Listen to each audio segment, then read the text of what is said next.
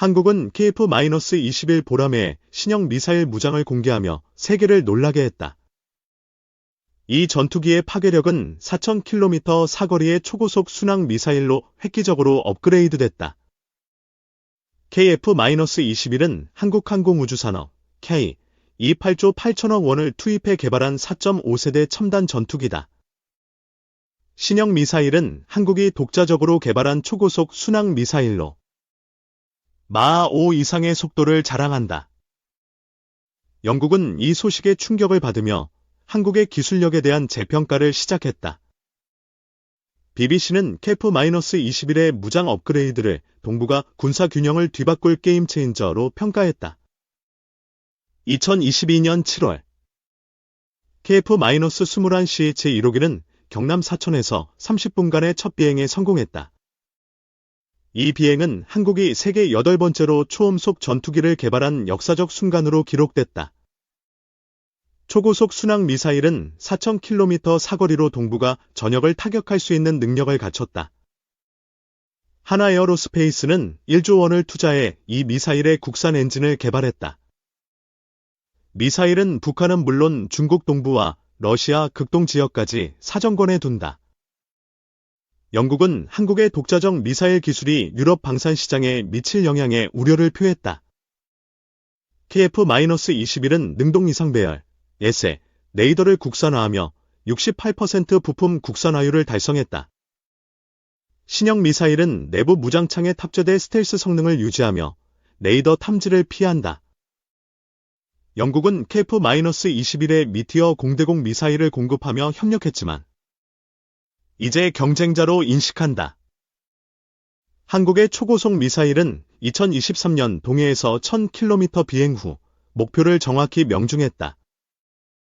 미국은 LSM으로 1000km 사거리의 초고속 미사일을 운용하지만 한국에 비해 짧다. 러시아의 지르콘 미사일은 마하 9 속도를 자랑하지만 사거리는 1500km에 그친다. 중국의 DF-17은 초고속 기술을 과시하지만 정밀도와 신뢰성에서 한국에 뒤진다. KF-21은 2032년까지 120대를 배치해 한국 공군의 주력 전투기로 자리잡는다. 신형 미사일은 1톤 탄두를 장착해 벙커버스터급 파괴력으로 지하시설을 파괴한다. 영국은 KF-21과 미사일의 수출 잠재력에 긴장하며 유럽 시장 보호를 모색한다. 유엔은 2024년 KF-21 시제기에 사령관이 탑승하며 도입 의사를 강하게 밝혔다.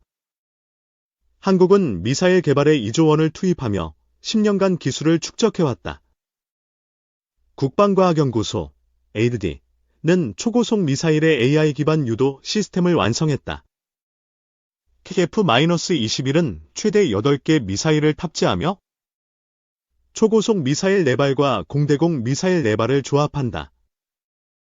영국 배 시스템즈는 유로파이터의 시장이 KF-21에 의해 위협받을까 우려한다. 미사일은 적의 방공망을 회피하며 2톤 폭발력으로 목표를 완전히 파괴한다. 한국은 2025년부터 미사일 양산을 시작해 연간 100발을 생산할 계획이다. 폴란드는 K9 자주포 성공을 바탕으로 KF-21과 미사일 도입을 적극 검토한다. 미사일은 북한의 ICBM과 비대칭 위협에 대한 전략적 억제력을 제공한다. 영국은 한국의 미사일 기술이 유출될 가능성을 경계하며 협력을 재검토한다. 한국은 첨단 사이버 보안 시스템으로 기술 유출을 철저히 차단한다. KF-21은 스텔스 도료와 내부 무장창으로 F-35급 스텔스 성능을 추구한다. 미사일은 공합식 파일란으로 사출되며 2029년까지 파일란 국산화가 완료된다. 한국은 엔진 국산화율을 80%로 높여 미사일의 성능과 비용 효율성을 강화했다. 중국은 KF-21의 미사일을 동북아 패권에 대한 도전으로 간주한다. 황구시보는 이를 한미 동맹의 산물이라 비판하며 견제 의사를 밝혔다. 북한은 미사일 공개에 격렬히 반발하며 전쟁 도발로 규정했다. KF-21은 2200회 시험 비행을 통해 미사일 통합 테스트를 2026년 완료한다. 영국은 유럽 방산 시장에서 프랑스 라팔과의 경쟁에서 한국이 우위를 점할까 우려한다. 미사일은 스나이퍼 포드로 24시간 전천 후 정밀 타격이 가능하다. 한국은 6세대 전투기 개발을 준비하며 KF-21 미사일 기술을 토대로 삼는다. UAE는 KF-21 48대와 미사일 패키지로 2조 원 규모의 계약을 협의한다. 영국은 한국의 기술 발표를 신뢰하지만 시장 경쟁 심화를 불가피하게 본다. 미사일은 한 발당 50억 원으로 미국 르셈의 3분의 1 가격으로 경제적이다. 필리핀은 버-50 성공을 바탕으로 KF-21과 미사일 도입을 검토한다. 미사일의 4,000km 사거리는 태평양까지 도달해 중국의 해상 패권에 도전한다. 영국은 미티어 미사일 수출 감소를 우려하며 유로파이터 업그레이드를 서두른다. 한국은 미사일로 동북아 군사 균형을 유지하며 북한의 위협을 억제한다. KF-21의 미사일은 네토 표준과 호환대 글로벌 시장에서 경쟁력을 갖춘다. 사우디는 중동 드론 위협 대응으로 KF-21과 미사일을 검토한다. 영국은 한국의 발표를 처음엔 과소평가했으나 이제 시장 충격을 인정한다. 미사일은 광학 유도 기술로 악천후에서도 안개와 비를 관통해 작동한다. 한국은 미사일 수출로 2030년까지 5조 원 수익을 목표로 한다. KF-21은 한미 동맹의 핵심 자산으로 미국과 미사일 기술 공유를 논의한다. 영국은 한국의 방산 성장을 인정하며 유럽 시장 보호 전략을 강화한다. 미사일은 2톤 폭발력으로 지하시설과 강화된 목표를 파괴한다. 한국은 동유럽과 중동을 주요 타겟으로 미사일 수출을 다각화한다. KF-21은 2032년 120대 배치로 공군 전력의 중심이 된다. 영국은 기술 유출 방지를 위해 한국과의 협력을 신중히 접근한다. 미사일은 AI로 적의 레이더를 무력화하며 현대 전장에서 생존성을 높인다. 한국은 저비용 미사일로 국방 예산을 절감하며 에너지 안보를 지원한다. KF-21과 미사일은 글로벌 방산 시장을 재편하며 한국을 선도국으로 만든다. KF-21 보람의 순항 5세대 전투기 개발국 도전 성급 한국 최초의 국산 전투기 KF-21 보라매가 4.5세대를 넘어 5세대 스텔스 전투기로의 진화를 예고하며 세계 첨단 전투기 시장의 판도 변화 가능성을 보이고 있다고 비즈니스 인사이더가 지난 3일 현지 시각 보도했다. 한국항공우주산업 K 이 주도에 개발한 KF-21은 현재 성공적인 시험 비행을 이어가고 있으며 앞으로 완전한 스텔스 성능을 갖춘 KF-21 예스 모델 개발 계획까지 발표했다. KF-21의 이러한 개발은 현재 미국, 중국, 러시아 등 소수 강대국이 독점하고 있는 5세대 전투기 생산국 대열에 한국이 합류할 가능성을 보여주며 관심을 모으고 있다. KF-21 개발은 2001년 김대중 당시 대통령이 노후한 F-4, F-5 전투기 대체를 위한 국산 전투기 개발 의지를 밝히면서 시작됐다. KIA는 2021년 4월 9일시 제1호기를 공식 출고했다.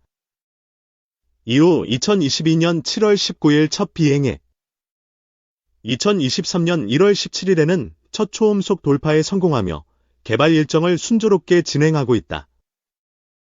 현재까지 6대의 시제기가 무장 분리 시험, 공중급요 훈련 등을 포함해 1000회 이상의 비행 시험을 완료했다. 시제기 중 2대는 조종사 2명이 탑승하는 복저형으로 개발했다. KF-21은 최고 속도 마하 1.8, 시속 약 2200km, 상승고도 5만 피트, 약 15.2km, 무장 탑재량 1만 7천 파운드, 약 7.7톤, 인상적인 재원을 갖췄다.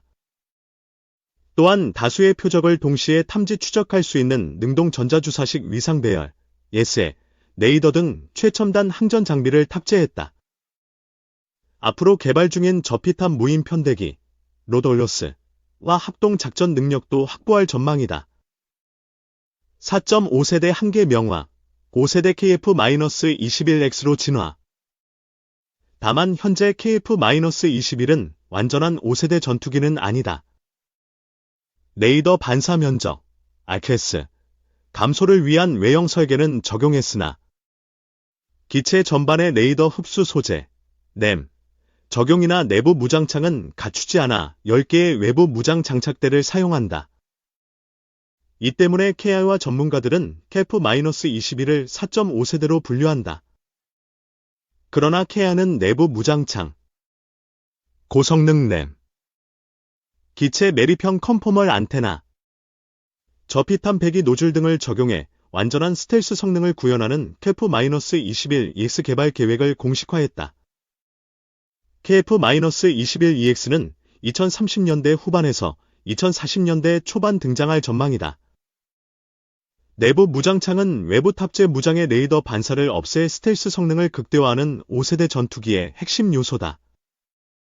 한국 공군은 지난해 KF-21 초도 물량 20대에 대한 계약을 체결했으며 2026년 말부터 2027년 여름 사이 전력화할 예정이다. 올해 말까지 20대 추가 계약도 예상하며 2032년까지 총 120대를 확보한다는 목표다. 한편 튀르키예 역시 5세대 전투기 개발에 뛰어들었다. 튀르키 예항공 우주산업, 타이, 이 개발 중인 테프카아는 2023년 공개 후 올해 첫 비행에 성공했다. F-22와 유사한 외형의 최대 2만 파운드, 약 9톤, 무장 능력을 목표로 하지만 스텔스 성능의 필수적인 저피탐 설계 엔진이나 램 확보 여부는 불투명하다는 지적이 나온다. 튀르키예는 F-35 프로그램에서 퇴출된 후 카안 개발에 집중하고 있으며 2028에서 2029년 첫 20대 인도를 목표로 한다. 수출 시장 청신호, 강대국 독점 구도 균열. KF-21과 카안의 등장은 높은 비용과 복잡한 절차, 수출 제한 등으로 소수 국가만 운용할 수 있었던 첨단 전투기, 시장의 문턱을 낮출 수 있다는 전망을 낳는다.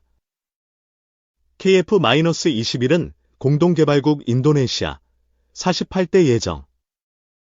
자금 및 기술 문제 변수 존재, 외에 사우디아라비아, 말레이시아, 필리핀, UAE, 폴란드, 페루 등이 관심을 보이는 것으로 알려졌다.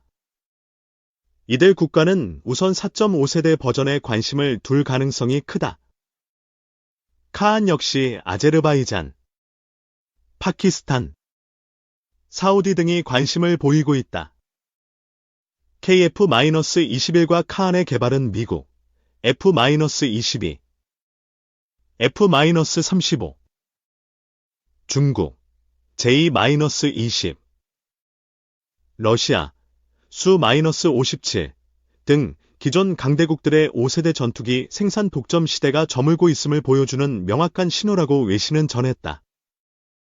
이러한 개발은 비록 초기 모델의 스텔스 성능이 기존 5세대기에 미치지 못할 수 있더라도 앞으로 더 많은 국가, 심지어 지역 강국이 아닌 국가들까지 자체 스텔스 항공기 개발 및 배치에 나설 수 있다는 중요한 변화를 시사한다.